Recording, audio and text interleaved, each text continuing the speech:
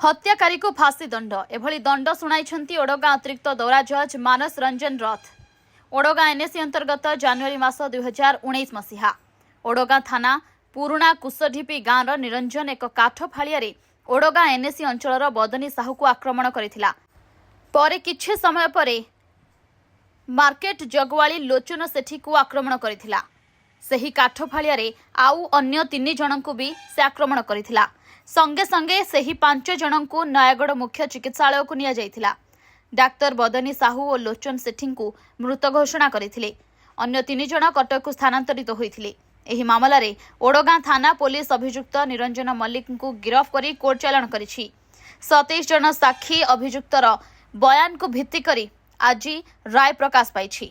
दोषी को फांसी दंड सहित 50,000 जरिमाना देवा को ओडगां अतिरिक्त दौरा जज मानस रंजन रथ राय शुणाई। सरकार पक्षर अतिरिक्त सरकारी वकिल इंदुभूषण मिश्र मामला परिचालना करुथिले। अभियुक्त आईनजीवी कहिसेंती से एही राय रे संतुष्ट नुहंती, से हाईकोर्ट रो द्वारस्थ हेबे। ब्यूरो रिपोर्ट बाघुआ वार्ता।